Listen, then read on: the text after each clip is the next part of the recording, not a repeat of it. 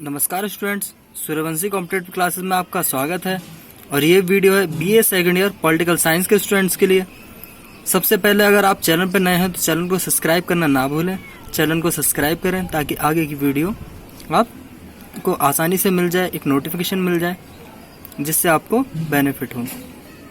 तो स्टूडेंट्स, इस वीडियो में हम आपको बताएंगे भारतीय संविधान की व्यवस्था यानी कि भारतीय संविधान की प्रस्तावना का आलोचनात्मक टिप्पणी लिखिए या इसके महत्व इस तरह से। और अगला क्वेश्चन इसके अंदर ही है कि जो संविधान है, भारत का संविधान, उसकी विशेषताएं क्या है।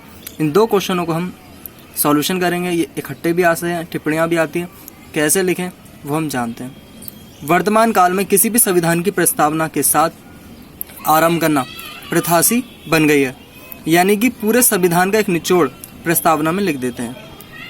प्रस्तावना उस दस्तावेज को कहते हैं जो किसी संविधान निर्माताओं की भावना उनके मूल उद्देश्य एवं लक्ष्यों का विचारों को स्पष्ट करना होता है। प्रस्तावना संविधान का सबसे मूल्यवान अंग है। यह संविधान की आत्मा है, यानी कि जो संविधान की आत्मा या उसका मूल उद्देश्य कहाँ से पता पड़ेगा? प्रस्तावना को पढ़कर। यह संविधान की कुंजी है, यह संविधान का रत्न है। भारतीय संविधान की प्रस्तावना स्पष्ट रूप से संपूर्ण प्रभुत्व संपन्न समाजवादी धर्मनिरपेक्ष लोकतंत्र गणराज्य है। जो हमारे देश की प्रस्तावना है, जिस तरह से जितने भी देश हैं लगभग सभी में प्रस्तावना का उल्लेख किया गया है। जो हमारा देश है उसकी जो प्रस्तावना, उसमें सबसे पहले हम संपूर्ण प्रभुत्व यानी कि भारत की प्रस्तावना स्पष्ट से संपूर्ण प्रभुत्व, संपूर्ण मतलब पूरा प्रभुत्व संपन्न समाजवादी, यानी कि हमारे देश में कोई भी समाज आसानी से रह सकता है। फिर धर्मनिरपेक्ष, यानी कि हम किसी भी एक धर्म के साथ नहीं रहते, मतलब हमारे जो देश है उसमें हिंदू, मुस्लिम, सिख, ईसाई हर धर्म के लोगों को रह सकते हैं। कोई भी उन पर कोई भी हस्तक्षेप नहीं है। फिर है लोकतांत्रिक गणराज्य, यानी कि यहाँ पर लोकतांत्रिक का मतलब है यहाँ पर वोट दिए जाते हैं, और एक ये गणराज्य, यहाँ पर अलग अलग राज्य हैं। फिर अगला पॉइंट है न्याय, स्वतंत्रता, समानता तथा एकता, यानी कि हमारे देश में न्याय, स्वतंत्रता, समानता और एकता के साथ रहते हैं हम लोग।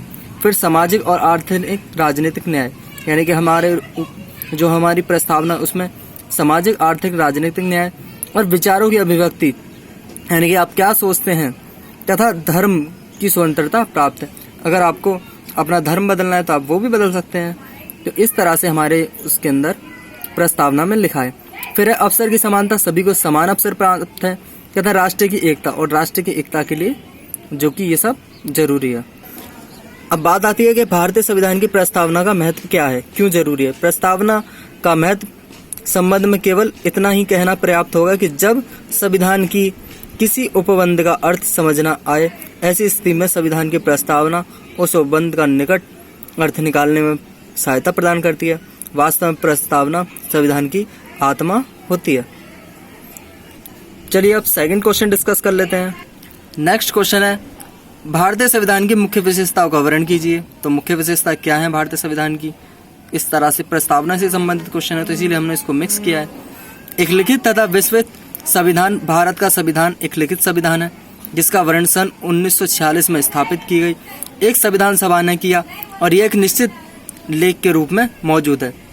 संविधान सभा को इस विधान का निर्माण करने में 2 वर्ष 11 महीने तथा 18 दिन लगे, और इस संविधान को 26 जनवरी सन 1950 को लागू किया गया, तथा यह संविधान लिखित होने के अतिरिक्त एक बहुत ही विस्तृत संविधान है। इसमें 395 धाराएं तथा 12 अनुसूचियां हैं जिन्हें आगे 22 भागों में बांटा गया है।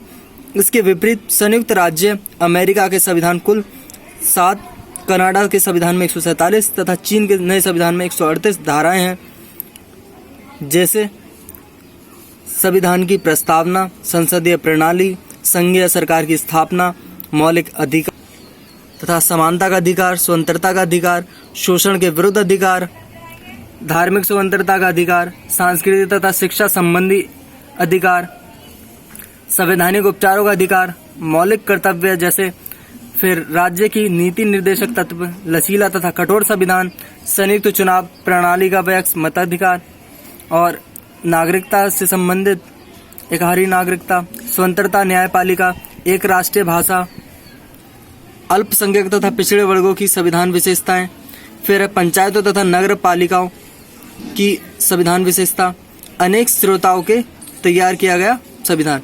तो इस तरह से हमारे संविधान की काफ़ी विशेषताएं जिनके अंदर इस तरह की चीज़ें दे रखी हैं जो कि बहुत ही ज़रूरी हैं लोगों के लिए।